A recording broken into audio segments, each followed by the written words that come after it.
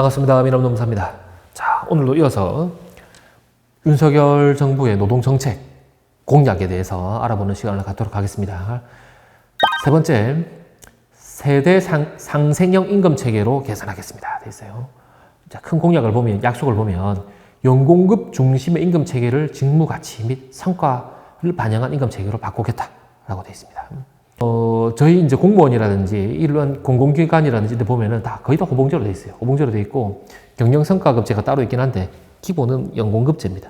호봉제. 그래서 1호봉, 2호봉 해가지고 쭉쭉쭉 올라가죠. 그게 법에 금액이 나와 있어요. 네. 공무원 같은 경우는 법에 금액이 나와 있어요. 쭉쭉쭉 올라가는 걸로 되어 있어요. 그런데 저 사람은 일을 못 하는데 호봉이 찼다고 임금이 올라가네. 나는 일을 잘하는데 이 호봉 말고 더 받을 수 있는데 왜 이것밖에 못 받지? 의문을 가질 수 있다는 거죠. 그 의문을 정부 차원에서, 정책 차원에서 제도로 도입해 주겠다는 겁니다. 이때까지는 이걸 도입을 못했어요. 노조의 강력한 반발이 있습니다. 근로자를 평가를 해서 그 사업주한테 종속적인 근로를 제공하게끔 만드는 제도다라는 이제 이런 명분으로 해가지고 많이 반대를 해왔죠. 근데 정부 입장에서는 세금이 들어가는 거고 최대 효율을 뽑아내야 되는 이제 조직인데 연공급 체계로 움직이는 것은 잘못됐다 이렇게 보고 있는 것 같아요. 일반 기업주 입장에서도 마찬가지입니다. 뭐 부가가치를 많이 창출하는 부서에서는 임금을 좀 높게, 그리고 그 중에서도 부가가치를 많이 내는 직원은 좀 이게 들어온 지 몇 년 안 됐지만 뛰어넘어서 더 높은 임금을 줄 수 있도록 체계를 기업 입장에서 원할 수 있겠죠. 그래서 이런 문화를 이제 먼저 만들어 나가겠다라는 걸로 보입니다. 이 갈등이 많이 있을 수 있어요. 실제로 박근혜 정부에서 2대 노동개혁이라고 해가지고 2대 지침을 만들어낸 게 있어요. 그 중에 하나가 뭐냐면은 그 일 못하는 사람을 해고할 수 있도록 하겠다라는 그런 내용이 있었습니다. 이거에 대해서 완전 노동개악이다라고 하면서 엄청나게 항의가 많았습니다. 그래서 이게 문재인 정부 들어오자마자 이 2대 지침은 바로 폐기가 됐어요. 인터넷에 검색해도 잘 안 나옵니다. 노동개혁에 관련된 자료가. 그만큼 이게 갈등이 많고 그 노동계에서 싫어하는 내용이다.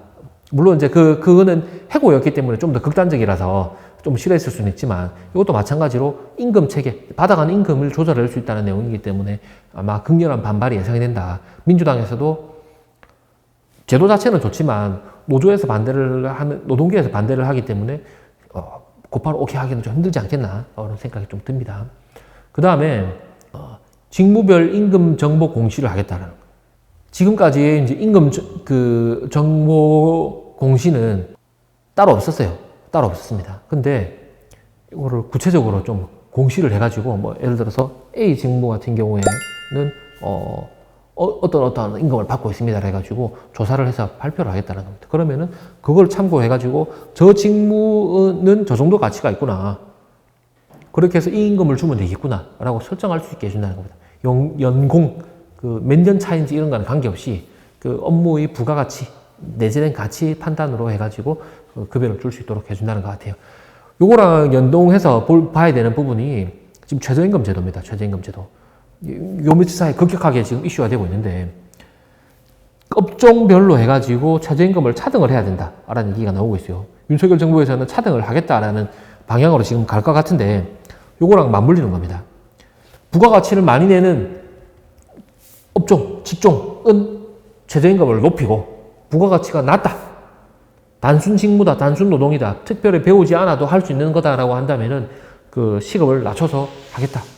이게 이 직무 가치랑 맞물린다라고 봐야 될 것 같아요. 그래서 윤석열 정부에서는 아마 차등해서 지금 올해 만약에 그걸 못한다. 2023년도에 적용되는 최저임금 제도에 그걸 못한다고 하더라도 차차 그렇게 흘러갈 것으로 보입니다.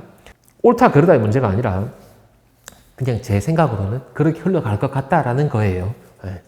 그래서 저기 직무별 임금 공시 제도가 그런 취지로 보입니다. 자, 이상 그 세대 상생형 임금 체계에 대해서 간략하게 좀 알아봤습니다. 제가 이때까지 살펴본 이 윤석열 노동 정책 관련해 가지고 세부적으로 국정 과제가 나오면 그거 연속해서 좀 이렇게 알려드리는 자료를 만들도록 하겠습니다. 이상 마치겠습니다. 감사합니다.